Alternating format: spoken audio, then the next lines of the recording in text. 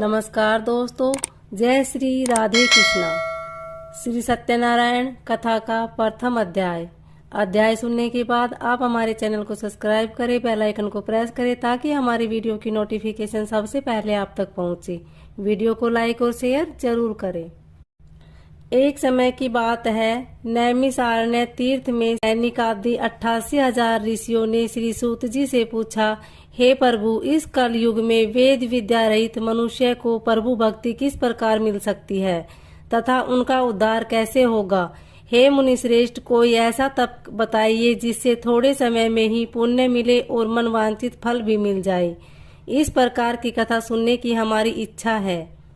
सर्व शास्त्रों के ज्ञाता सूत जी बोले, हे वैष्णव में पूज्य, आप सभी ने प्राणियों के हित की बात पूछी है, इसलिए मैं एक ऐसे श्रेष्ठ व्रत को आप लोगों से बताऊंगा जिसे नारद जी ने लक्ष्मी नारायण जी से पूछा था और लक्ष्मीपति ने मुनिश्रेष्ठ नारद जी से कहा था।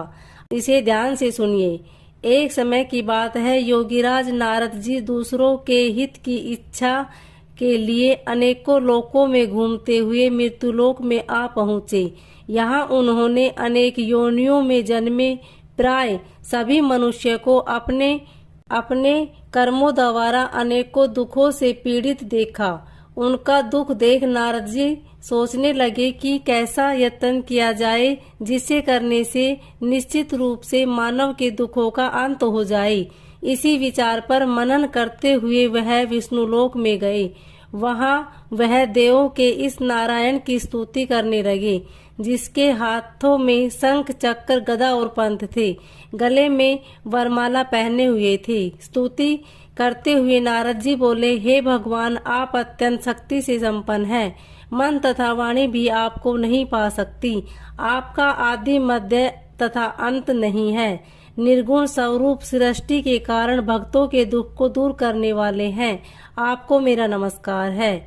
नारद जी की स्तुति सुनकर विष्णु भगवान बोले, हे मुनिश्रेष्ठ, आपके मन में क्या बात है? आप किस काम के लिए पधारे हैं, उसे निसंकोच कहो। इस पर नारद मुनि बोले कि मृत्यु लोक में अनेक योनियों में जन्मे मनुष्य अपने कर्मों के द्वारा अनेकों दुखों से दुखी हो रहे हैं। हे नाथ, आप मुझ पर दया रखते हैं तो बताइए कि वो थोड़े प्रयास से ही अपने दुखों से कैसे छुटकारा पा सकते हैं। श्री हरि बोले, हे नारद, मनुष्य की भलाई के लिए तुमने बहुत अच्छी बात पूछी है। जिसके करने से मनुष्य मोह से छूट जाता है, वह बात मैं कहता हूँ, उसे सुनो। स्वर्ग लोक व मृत्यु लोक दोनों में एक दुर्लभ उत्तम व्रत है जो पुण्य देने वाला है। आज प्रेमवश होकर मैं उसे तुमसे कहता हूँ।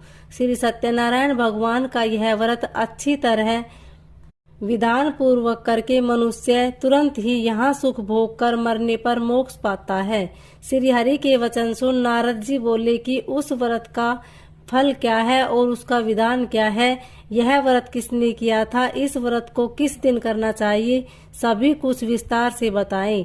नारद की बात सुनकर श्री हरि बोले, दुख व शोक को दूर करने वाला, यह सभी स्थानों पर विजय दिलाने वाला, मानव को भक्ति व श्रद्धा के साथ शाम के समय सत्यनारायण की पूजा धर्मपरायण होकर ब्राह्मणों व बंधुओं के साथ करनी चाहिए।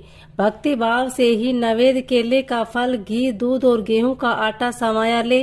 गेहूं के स्थान पर साठी का आटा, शक्कर तथा गुड़ लेकर वह सभी भक्षण योग्य पदार्थों को मिलाकर भगवान का भोग लगाएं। ब्राह्मणों सहित बंधु बांधवों को भी भोजन कराएं। उसके बाद स्वयं भोजन करें। भजन कीर्तन के साथ भगवान की भक्ति में लीन हो जाएं। इस तरह सत्यनारायण भगवान का यह व्रत करने पर मनुष्य की सारी इच्छाएं निश्चित रूप से पूरी होती है। इस कलिकाल अर्थात कलयुग में मृत्युलोक में मोक्ष का यही एक सरल उपाय बताया गया है। इति श्री सत्यनारायण व्रत कथा का प्रथम अध्याय संपूर्ण। बोले श्री सत्यनारायण भगवान।